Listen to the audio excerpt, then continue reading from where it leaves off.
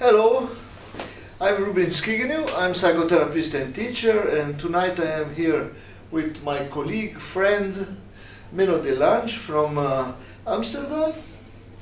And Menno has his school in Amsterdam, and he works in many other countries in Europe, North America, and Mexico. And tonight the idea here is we start, talking about a theme that is a theme that usually is a theme that brings a bit of tension in between psychotherapists, psychologists, etc., which is the theme of spirituality. So we are going to dare to talk a little bit about that. That's great. Yeah. Yes. Yeah. So, Menno, to start, I was thinking that maybe for me, spirituality is a kind of search. Spirituality is a search for what is meaningful for me in life, and not only meaningful, but which brings meaning, not only rational meaning, but it brings also emotional and well-being too.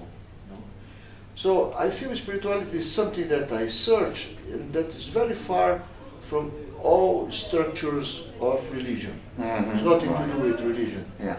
Yes. And also, I feel that the body is very much responsible for this search. Right. Yeah. So I would like to start with that and see. There's something what I read, I think a couple of weeks ago. Reggie Ray, he's a Dzogchen teacher, and he was talking about body-based spirituality. That the body in itself is a consciousness, and in the direct response of the body and the sensations of the body, it opens up this deeper meaning and this deeper consciousness of our bodies. So in a way, body to be in our bodies is a big starting point, so to say, for our spiritual search. And what you said, our spiritual search is give meaning in our lives, finding a way to understand our humanness, to understand the evolutionary forces where our humanness is a part of it, and then this bigger reality that wants to go through us, wants to be. In that sense, we are servants of this bigger reality and these bigger forces that propel us into this world. Yeah, and also I think that spirituality is something that takes us out of the normal situations of life. It's something that stirs up a kind of movement that might be very personal and not part of a group or a team or a population. It's something that becomes quite personal. That maybe we get to know people in this kind of search, but maybe what they want is somehow different of what we want. Sometimes we find somebody in the same road, but many times we find people in different roads of spirituality too.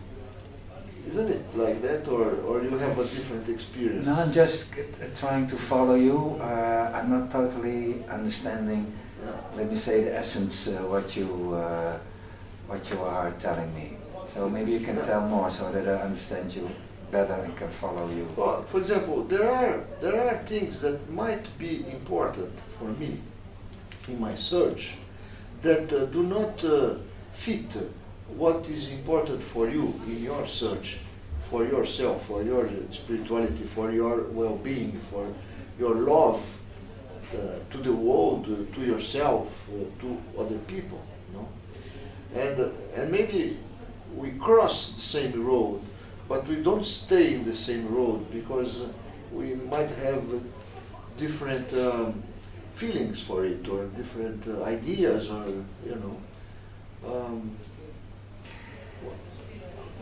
But and in that, from that perspective, I think communicating with each other about spirituality, communicating what touches us, what inspires us, and to understand each other, what it's about, I think is an incredibly important part of spirituality, that we can communicate from this background, what does spirituality means? Yes. How does it show itself in our lives? To speak about it, to explore it, to be, let me say, in a kind of spiritual atmosphere, where the spirit itself, where awareness becomes the carrying force, so to say, of love. Yes. So in a way, that's what I found also very beautiful, to have a sense of your spirituality, my spirituality, so to say, what is the kind of common ground. Yes. What's the common ground? For example, I know you like to meditate. I know I like to meditate. And maybe we meditate together in the same way. We sit here, we start meditating, right? And we meditate to get closer to ourselves, to our breathing, to our sense of being, to calm down from all the pressures we have around. So maybe at this point we have something similar, this search for this love and well-being. Okay, now we have something similar. But the search on life, for example, when I was working with a patient one of these days, a young man, 28 years old, and he was for a long time very much lost in the demands of family, of relationships, etc. And then we kept working, and one day he arrived there and he said, he sat down very quiet and said, I want to do this in my life, and it's very clear for me. That's the road I want to follow. And I thought that was very spiritual, So it's like he found his main energy, his main wishes to go for that. I found that spiritual. Because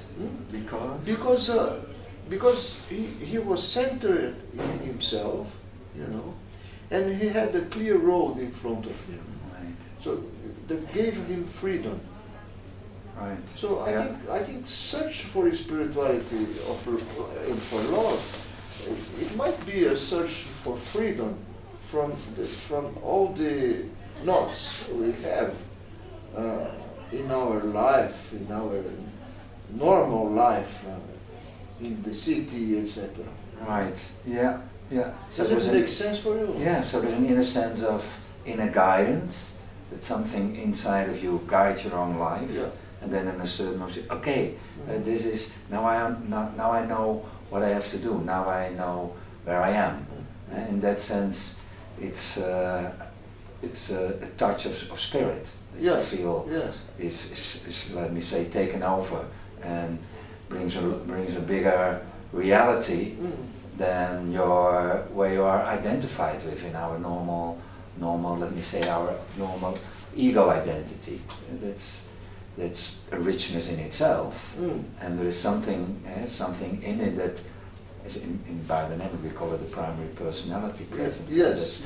Where the secondary personality is an outflow of it, and also an entry into this, being more and more free from your history, being more and more free of all your identifications. So in a sense, what you said is you become more spiritual in this way. Yeah, inner freedom. What you're talking about. The freedom. Kind of inner freedom. Like, hey, there's more here happening. And yeah, exactly. For example, when you do when you do your trekking or walking in the desert, Tunisia, right? Tunisia. Yeah. So you bring with you sometimes a group of people. Is that correct? That's correct. Yeah. Yeah. So I understand that during that walk, you used to explore what people are experiencing, why they go to the desert with you to walk. Yeah. Is it okay to talk about Yeah. What we share with each other is a kind of longing, a kind of taste of that there is a taste that touch your heart, that touch your soul, Yeah. that you want to explore, that you have a sense of going into the desert gives an openness, given atmosphere. Yeah. Also with the Bedouins, the sand, the camels, there's a romantic touch in it. Mhm. We are leaving our normal lives, and then in the openness of the desert, we all have a sense of that God is closer, so to say. Mm. It's a kind of, it opens up something that touches you in a way that you cannot deny, that it gives you a sense of spaciousness, it gives you a sense of relationship with that bigger reality. And that's what we share with each other. That's in our silent walks, is that we feel together. And now then I have a little program that follow the thread of coming closer to yourself, coming closer into the relationship with the desert, coming closer to what it's touching your heart that you are here. And then a little bit touch of my Sufi background. But what we share with each other is this, that we also want to experience together. Yeah. And It's something that is alone and together at the same right. time. Yeah. And that's the beauty. Eh? Yeah. Yeah, you feel totally in yourself and with yourself, connected with the community of the people that are there in the desert. And the nice thing on the desert is that it's also being with the Bedouins. It's very simple, it's very basic. Yeah. So the Western world just drops away. Yeah. And that gives also a sense of freedom from your normal identity. Yes, I remember I went, for example, with my family for a walking or trekking in Nepal, going up to the mountains, and it's a long walk, it's kind of 20 days walk, and going up and down, up and down, up and down. It demands a lot of physical effort, but in the beginning, because after you get used to the walk, you become part of the earth. You walk, but your breathing is together with the breathing of the trees, Right. or the breathing of the stones, or the breathing of the whole area around you. And there are some very magical moments that you are on yourself, absolutely on yourself, and together with the others, but absolutely on yourself. And that brings an open heart. It brings enormous well-being, of being there. I don't know if in the desert you have this kind of experience too. Absolutely. Yeah. So It's also this kind of interconnectedness, Yes. being totally with yourself, Yeah. and something opens up. Yeah. Because of the walk and the breathing, the openness, Mhm. the meditation, and what's open up is this field of unity. So Everybody's walking in that same field, being totally connected or in themselves, and you share it with each other. So would you say that for that is quite important, or it helps a lot when you get out from your from your normal environment, and you go to a new environment, to explore that? Do you think this helps, or I mean, in your normal environment, or when you are in Amsterdam, or when I am in São Paulo, of course sometimes we can have this open feeling, etc. And in the clinic with the patients, when do you feel a patient is more spiritual in this sense, or biospiritual, I have to think about, because you said a couple of things, but one of the things I remember talking about the patient quite some long time, and there were some things were really changing in his life in a way that he never could dream of. But at a certain moment he said, Menno, I see that you're trying to let me say, sell your spirituality to me. I have to sense a spaciousness, I have to feel my own space in it, and I have no connection with it. It doesn't really help me anyway. What I want from you is that you be with me in what I experience in daily life, what my struggles are, and that you are with me in that kind of struggles. And then I find it so clear that there is something about supporting your patients, your clients, with the struggle in their lives, and there is something like a bigger spiritual reality. But I need to be clear where what my client is needing and wanting, and is, let me say, is needed for him or her. Now that's one thing. It makes me really clear.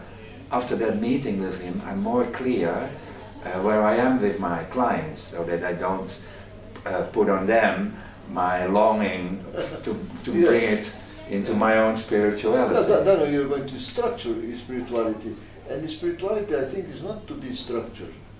You understand what I mean?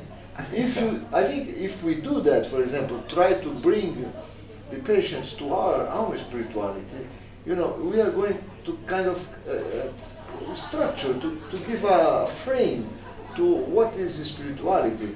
And in my idea, spirituality has not a frame.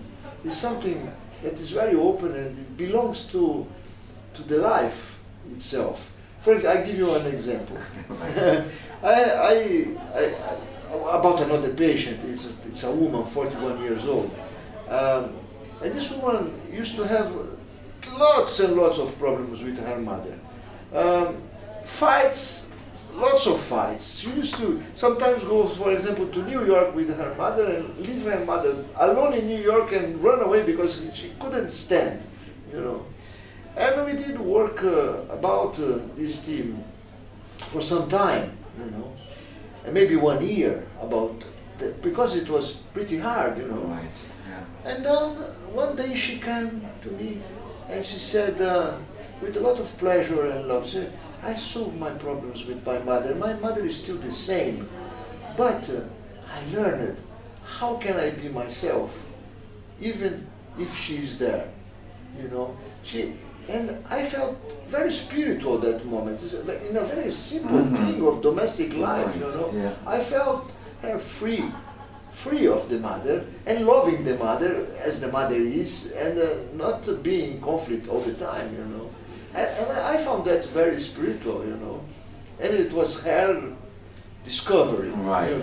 Yeah. Of course, we worked with that in therapy, etc., but it was her discovery. Right. Yeah. Yeah.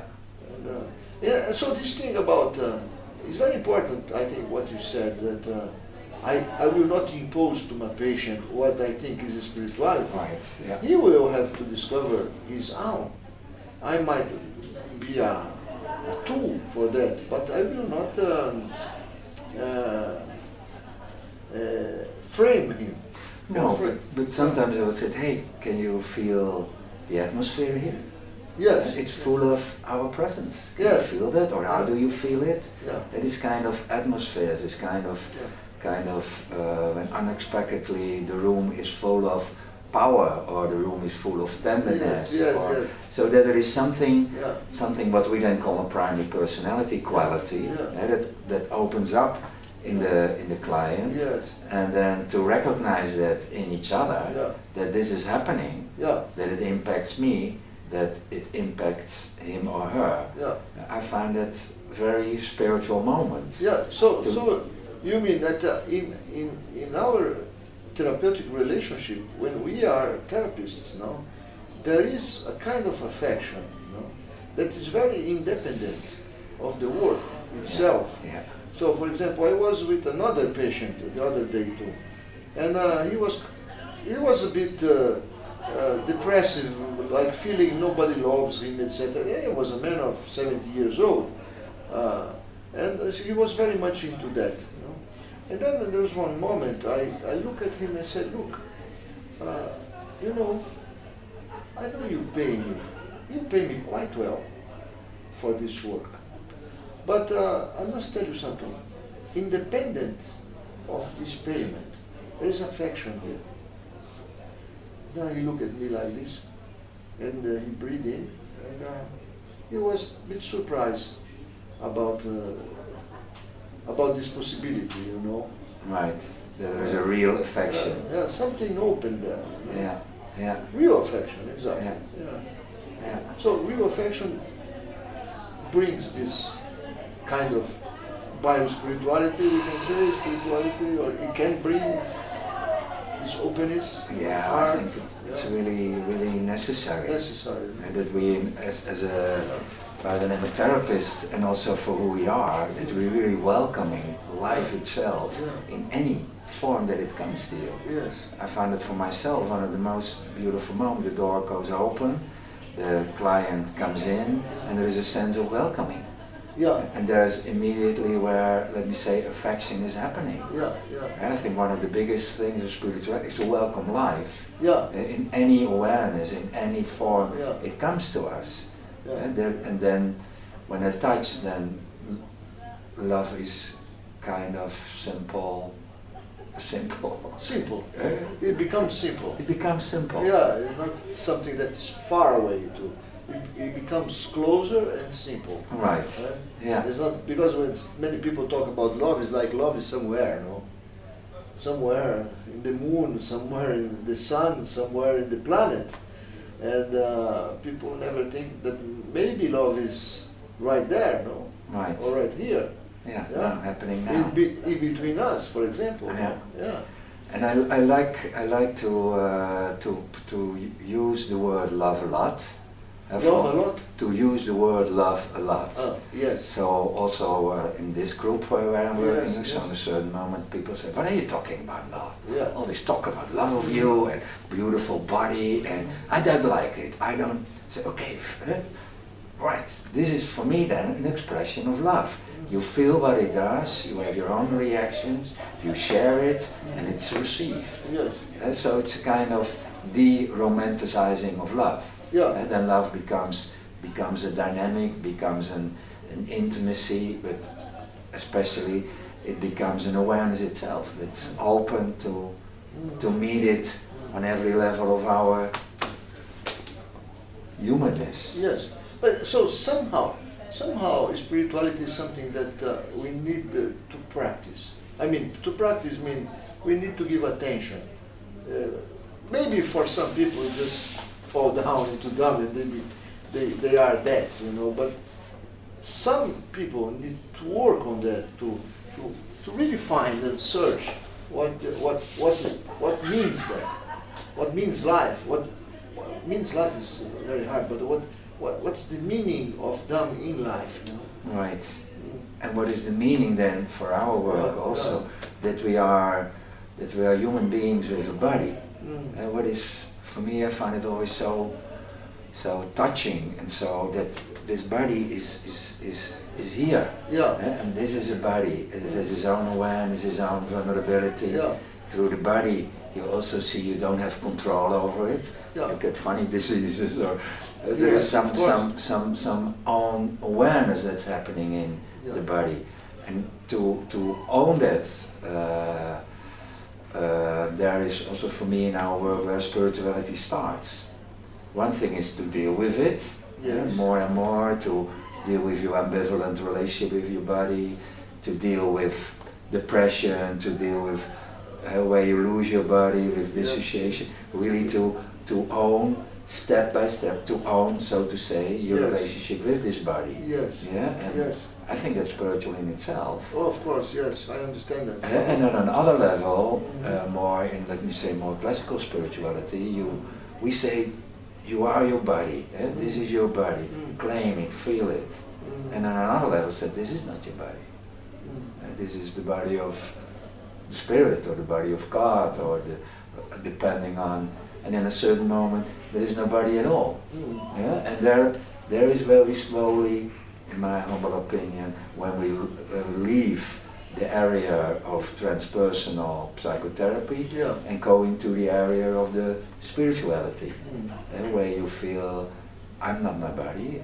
It's something else is happening, and my ego is to open up my ego to let it more and more disappear, or whatever you want to call it. There is when it leaves. That's another layer of spirituality, so to say. This is just a kind of I lose track, I think now. What? I lose track now. No, it's okay. Okay, I understand what you mean. I mean, I think spirituality really is something we keep searching. Right. We keep searching. It's a never-ending searching for that. For some point that it's dynamic, you know. It might change every day, you know. It might change. It depends what you find on your way. You might change your way, you know, to look for that. You know. And sometimes you find, and sometimes you lose, and sometimes you find, sometimes you lose. That feeling of spirituality. Right. To be with that makes spirituality we try reality. to stay with that as more as we can, but life is full of storms, no? So that we have to keep looking for it, I think. Right. Yeah. Yeah.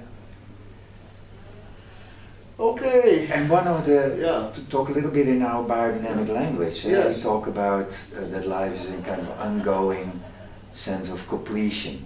It's a resonatory cycle, so to say. We are constantly, so any moment in our work when we complete an episode, small or big, you have a sense of where the peristaltics start to move, or there you have a sense of, okay, in closing of the circle, we're digesting a part of our ego, and in digesting that part, you have a sense of some spaciousness comes.